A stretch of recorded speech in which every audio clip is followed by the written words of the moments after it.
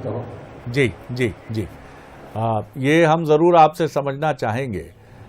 ये भी एक बड़ा इस समय प्रश्न खड़ा होता है कि कथावाचकों का एक बड़ा समूह प्रतिदिन ईश्वर के विविध रूपों से जुड़ी, स्वरूपों से जुड़ी कथाओं को लेकर धर्मालु और जो धर्मावलंबी हैं उनके सामने आता है। लेकिन उसके बाद भी ये कहा जा रहा है कि समाज में जिस तरह के परिवर्तन की अपेक्षा है वो अब घटित नहीं हो रहा है। जैसा कहा जाता है कि संत के आचरण से समाज अधिक प्रभावित होता है, जिह्वा से नहीं। इस पर आप कुछ जोड़ना चाहेंगे? जी। पहली बात यह है कि सपाई संत और सपाई कथावाचक, बसपाई संत और बसपाई कथावाचक, भाजपाई संत और भाजपाई कथावाचक, कांग्रेसी संत और कांग्रेसी कथावाचक, ये क्या करेंगे? जी जी, सनातन परंपरा से कथावाचक और संत हो तो राष्ट्र का उत्कर्ष हो सकता है। जी जी जी। राजनीतिक दलों के द्वारा उद्भाषित कथावाचक और संत और राष्ट्र को नीचे ही गिरा सकते हैं। जी जी जी, बहुत महत्वपूर्ण बात आप कह रहे हैं, बहुत महत्वपूर्ण बात आपने कही है। मुझे लगता है इतनी स्पष्टता से हमने इसके पहले नहीं सुना है। अभी आप छत्तीसगढ़ में हैं और छत्तीसगढ़ से ही एक प्रश्न शुरू हुआ। बागेश्वर धाम जो मध्य प्रदेश के एक युवा धर्माचार्य हैं, चमत्कार को लेकर एक बड़ी चर्चा हुई। नागपुर में एक जो तथाकथित वैज्ञानिक अवधारणा के हिमायती हैं, उन्होंने कहा कि ये चमत्कार मेरे सामने हो, सब आप अवगत ही हैं उससे। इस पर भी आपकी टिप्पणी हम सबका मार्गदर्शन करेगी। ऐसा है कि धर्माचार्य प्रमाण पत्र तो आप दे रहे हैं जी।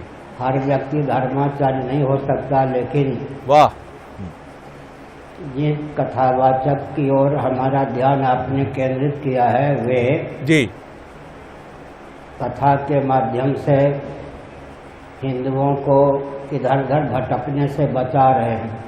जी, उनकी उपयोगिता तो सिद्ध है ही।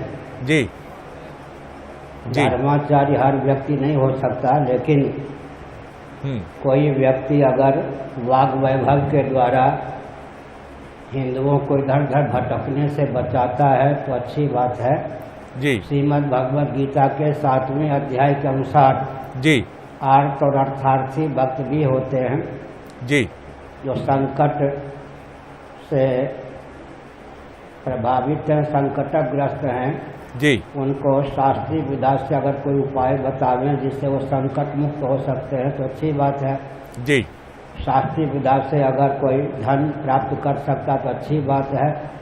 समाज में सब निष्काम नहीं होते, अतः आर्त और अर्थार्थी भक्तों को ध्यान में रखकर अगर कोई कथा कहते हैं, उस कथा का अभिप्राय सनातनियों को, हिंदुओं को, वैदिकों को भटकने से बचाना है तो स्वागत करना चाहिए, सम्मान करना चाहिए। जी। चमत्कार पर आपकी टिप्पणी आती तो चमत्कार के प्रति व्यक्ति की बड़ी आस्था होती है और कहा यह भी जाता है कि यही चमत्कार कई बार धर्म के रास्ते से भटका भी देता है। जी। पंचदशी नामक ग्रंथ में जी एक तथ्य उद्भाषित किया गया है कि सामान्य व्यक्ति जिसको चमत्कार समझते हैं, जी, प्रामाणिक रीति से विचार करने पर वह कोई न कोई विज्ञान ही सिद्ध होता है। जी। औरों की दृष्टि में चमत्कार और मर्मज्ञ मनुष्यों की दृष्टि में वह तथ्य होता है। तो मैंने कहा चमत्कार को नमस्कार तो है, परंतु मैं एक संकेत करता हूँ। जी। चमत्कार दिखाने वाले व्यक्ति को इतनी सावधानी बरतनी चाहिए। ज्ञानदेव ने जी थे ना जी महाराष्ट्र में, जी जी जी चमत्कार दिखाना प्रारंभ किया, बहुत अच्छी बात, सिद्ध थे। जी।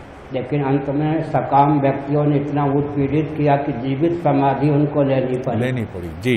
चमत्कार के समय यह ध्यान रखना चाहिए कि ज्ञानदेव वाली दशा न हो जाए। जी जी। तो मर्यादा की सीमा में कोई चमत्कार दिखावे तो अच्छी बात है। फिर मैं कहता हूँ, जी, जिसको आप चमत्कार कहते हैं, पंचदशी नामक ग्रंथ में उसको विद्या और कला ही माना गया है। जब तक रहस्य नहीं समझते तब तक चमत्कार है, रहस्य समझ लें तो उसी का नाम विद्या या कला है। जी जी जी, अंतिम प्रश्न कर रहा हूं आपसे, ये जानना चाहूंगा आप